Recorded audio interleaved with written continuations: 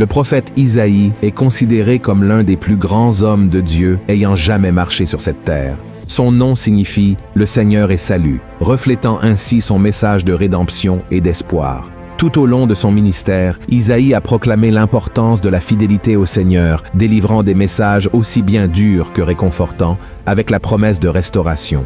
Un autre thème récurrent dans les prédications d'Isaïe était le Messie. Bien qu'il ait vécu environ 700 ans avant la naissance de Jésus, il a prophétisé en détail sur la venue du Fils de Dieu dans le monde. De plus, le prophète a également parlé de la fin des temps et de la seconde venue de Jésus, lorsqu'il établira un nouveau ciel et une nouvelle terre. Voyons ce qu'Isaïe a dit à propos de ces sujets. « Car, comme les nouveaux cieux, et la nouvelle terre que je vais créer subsisteront devant moi, dit l'Éternel, ainsi subsisteront votre postérité et votre nom. À chaque nouvelle lune et à chaque sabbat, toute chair viendra se prosterner devant moi, dit l'Éternel. » Et c'est précisément sur ces révélations de Dieu à travers le prophète Isaïe que je souhaite discuter avec vous aujourd'hui. Le livre d'Isaïe contient 66 chapitres remplis de prophéties et d'avertissements qui sont pertinents pour notre époque. Avant de poursuivre, je vous invite à vous abonner à ma chaîne. Il vous suffit de cliquer sur le bouton d'abonnement sous la vidéo et à côté, vous trouverez l'icône d'une cloche. Il est important d'activer cette cloche pour recevoir toutes les notifications chaque fois que je publie une nouvelle vidéo. Chaque jour, je partage des messages, des prières et du contenu pour renforcer votre cheminement avec Dieu. Venez participer à cette aventure avec moi, d'accord? Allons-y. Le premier avertissement d'Isaïe est que les impies seront enveloppés par les ténèbres. Lisons ce qui est écrit dans les premiers versets du chapitre 60 d'Isaïe. « Lève-toi, sois éclairé, car ta lumière arrive, et la gloire de l'Éternel se lève sur toi. Voici, les ténèbres couvrent la terre, et l'obscurité les peuples. Mais sur toi l'Éternel se lève, sur toi sa gloire apparaît. » Dans ce chapitre entier, Dieu révèle aux prophètes la grandeur et la gloire de Jérusalem céleste, ainsi que le triomphe de l'Église. La vision d'Isaïe est très similaire à celle que l'apôtre Jean a eue dans l'Apocalypse 21 et 22, même si de nombreux siècles séparent ces révélations. Cela confirme la véracité et la cohérence de la parole de Dieu. Dans cette réalité céleste, il y aura une paix éternelle, où toute douleur, gémissement et larmes seront consolés. Les horreurs du passé ne les affligeront plus, car tout le règne appartiendra au Seigneur. Et c'est vraiment merveilleux, chers frères et sœurs. La grandeur de cette réalité est difficile à comprendre, mais il est important de noter qu'il y a des passages de ce passage qui indiquent que la situation sera différente pour ceux qui choisissent de persévérer dans le péché sans se repentir de leurs œuvres. Isaïe décrit que les ténèbres les envelopperont, car le soleil et la lune n'existeront plus, et la lumière qui éclairera les enfants de Dieu viendra directement du Saint-Esprit. Nous ne savons ni le jour ni l'heure du retour de Jésus. C'est pourquoi nous devons être toujours prêts, faisant la volonté du Père, combattant le péché et résistant aux tentations du diable.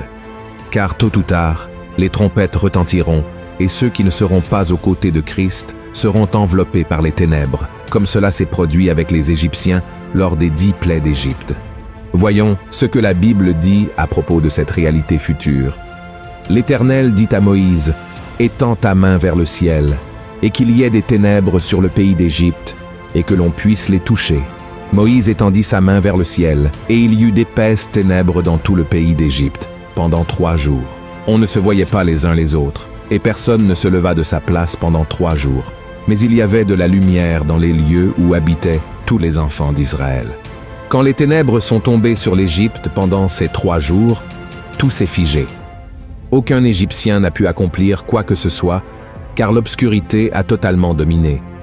C'était une conséquence de la désobéissance et de l'entêtement du peuple égyptien. Cependant, à la fin des temps, selon les paroles du prophète Isaïe, les ténèbres seront encore plus intenses et durables. Cependant, il est important de souligner que Dieu est et restera toujours la lumière de ceux qui l'aiment. Ceux qui choisissent de rejeter Dieu vivront éternellement dans les ténèbres. Le deuxième avertissement d'Isaïe est que ceux qui ne discernent pas entre le bien et le mal paieront un prix élevé pour leur choix. Maintenant, allons au chapitre 5 du livre d'Isaïe, où il nous avertit que ceux qui ne peuvent pas distinguer entre le bien et le mal et qui se considèrent sages à leurs propres yeux n'échapperont pas au jugement de Dieu. Ainsi parle la parole du Seigneur. Malheur à ceux qui appellent le mal bien et le bien mal, qui changent les ténèbres en lumière et la lumière en ténèbres, qui changent l'amertume en douceur et la douceur en amertume. Malheur à ceux qui sont sages à leurs yeux et qui se croient intelligents. Bien souvent, lorsque nous pensons à la bataille spirituelle, nous imaginons des anges combattant contre des démons. Bien que cela puisse arriver, la plupart des batailles spirituelles se déroulent dans notre vie quotidienne. Elles se présentent à nous lorsque nous sommes confrontés à des choix entre le bien et le mal, le juste et l'injuste, et ces décisions peuvent avoir un impact significatif sur notre vie. C'est pourquoi Jésus a dit ce qui suit. Entrez par la porte étroite, car large est la porte, spacieux est le chemin qui mène à la perdition, et il y en a beaucoup qui entrent par là. Mais étroite est la porte, resserrez le chemin qui mène à la vie, et il y en a peu qui les trouvent.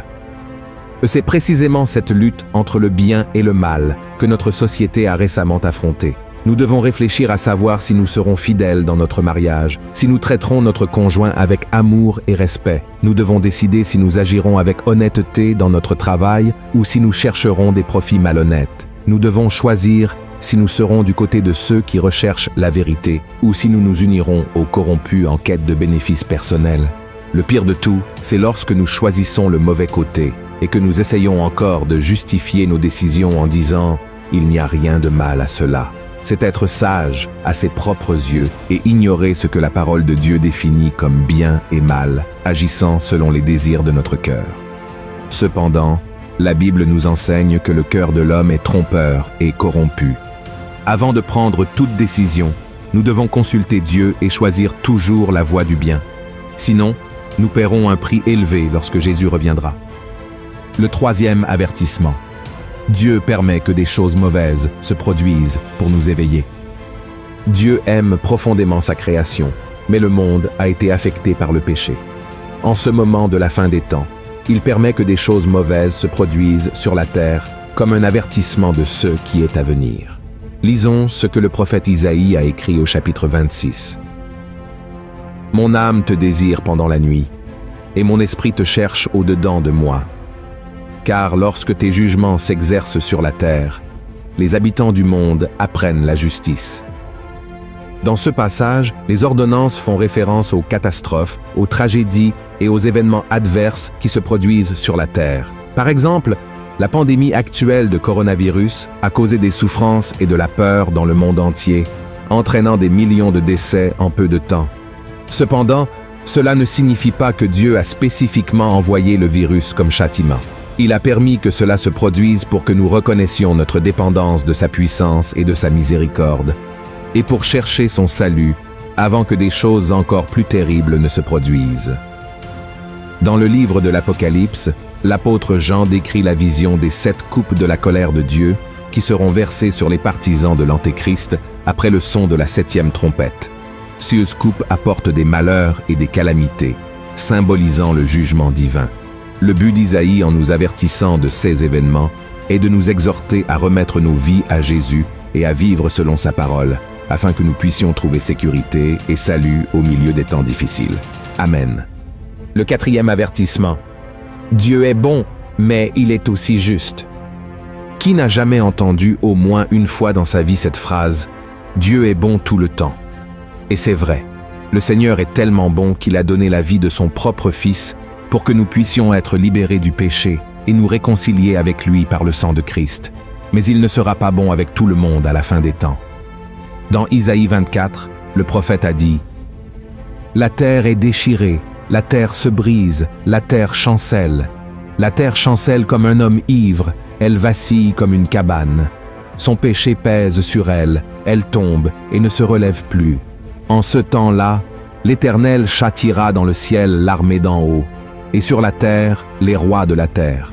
Ils seront assemblés captifs dans une prison. Ils seront enfermés dans des cachots, et, après un grand nombre de jours, ils seront châtiés. Comme nous pouvons le voir dans le 3e avertissement, ceux qui ont choisi de servir le diable plutôt que de servir Jésus seront punis par les jugements qui accompagneront les 7 coupes. Et tout cela ne se produira pas parce que Dieu est mauvais, mais parce que Christ est saint et qu'il ne peut pas vivre au milieu du péché. Dans le chapitre 13, le prophète Isaïe nous met en garde. Voici, le jour de l'Éternel arrive, jour cruel, jour de colère et d'ardente fureur, qui réduira la terre en solitude et en exterminera les pécheurs. Car les étoiles des cieux et leurs astres ne feront plus briller leur lumière, le soleil s'obscurcira dès son lever, et la lune ne fera plus luire sa clarté. Je punirai le monde pour sa malice, et les méchants pour leurs iniquités. Je ferai cesser l'orgueil des hautains, et j'abattrai l'arrogance des tyrans. Alors, si vous ne voulez pas faire partie de ce groupe de personnes qui seront condamnées à l'enfer, croyez en la mort et la résurrection de Jésus, et vivez selon ces enseignements. Acceptez cet amour si grand de Dieu pour vous, car dans l'éternité avec lui, il n'y aura plus de douleur ni de souffrance. Amen. Et le 5e avertissement est, cherchez le Seigneur pendant qu'il est temps. Qui peut nous garantir que demain nous nous réveillerons en vie? La Bible dit que notre vie est comme un souffle, et que nos jours sont comme une ombre passagère. C'est pourquoi le prophète Isaïe nous a avertis que nous devrions remettre notre vie au Seigneur dès que possible, car nous ne savons pas si nous aurons une autre opportunité demain. Voyez ce qu'il a dit au chapitre 55. Cherchez l'Éternel pendant qu'il se trouve. Invoquez-le tandis qu'il est prêt. Que le méchant abandonne sa voie, et l'homme d'iniquité ses pensées. Qu'il retourne à l'Éternel, qui aura pitié de lui, à notre Dieu, qui ne se lasse pas de pardonner. Peu importe les erreurs que vous avez commises dans le passé, Dieu n'est pas préoccupé par cela. Ce qu'il veut, c'est que vous vous repentiez de vos péchés et que vous lui remettiez votre vie dès maintenant. Et pour cela, vous devez franchir 3 étapes importantes que je vais vous montrer maintenant. La première étape est de confesser vos péchés à Dieu. La Bible dit, « Si nous confessons nos péchés, il est fidèle et juste pour nous les pardonner et pour nous purifier de toute iniquité. » Comme nous pouvons le voir, le pardon de Dieu est une promesse pour nous tous. Cependant, la décision de recevoir ce pardon et de se repentir des péchés nous appartient à chacun. Donc, mon frère, confessez vos péchés au Seigneur et croyez que vous avez déjà été pardonné. La deuxième étape est de choisir de marcher dans la lumière. Dans la Bible, il est écrit « La nouvelle que nous avons apprise de lui et que nous vous annonçons, c'est que Dieu est lumière et qu'il n'y a point en lui de ténèbres. Si nous disons que nous sommes en communion avec lui et que nous marchions dans les ténèbres, nous mentons et nous ne pratiquons pas la vérité. Mais si nous marchons dans la lumière, comme il est lui-même dans la lumière, nous sommes mutuellement en communion, et le sang de Jésus son Fils nous purifie de tout péché. Marcher dans la lumière signifie abandonner la vie de péché et permettre à Jésus de transformer notre esprit et notre cœur. Lorsque nous faisons cela, nous lui accordons la liberté de nous transformer quotidiennement et trouvons la force de vaincre le péché. La troisième étape est de ne plus se blâmer après avoir confessé vos péchés à Christ. Il vous a déjà pardonné et nous ne devrions pas nous accabler. L'ennemi fera tout pour accuser et dire que nous sommes trop pécheurs pour être pardonnés par Dieu. Même si nous nous sentons sales et indignes des bénédictions du Seigneur, nous devons prendre possession du pardon par la foi. Amen. Par conséquent, frères et sœurs, nous devons comprendre que Jésus est sur le point de revenir et le prophète Isaïe a été utilisé par Dieu pour nous donner des avertissements importants sur ce qu'il faut faire et ne pas faire de nos jours. Christ a payé un prix élevé pour nos vies et nous ne pouvons pas gaspiller cette opportunité d'être sauvés, comme nous l'avons vu. Les derniers jours seront terribles et vous n'avez pas besoin de souffrir avec les impies, mais pour cela, vous devez répondre à l'appel que Dieu vous fait aujourd'hui. Amen. Si vous avez aimé ce message, je vous demande de le partager dans les groupes WhatsApp et sur Facebook. Propageons le message de l'Évangile et suivez-moi ici, car chaque jour, je vais vous aider dans votre marche avec Dieu. Je vous attends dans la prochaine vidéo. Que Dieu vous bénisse.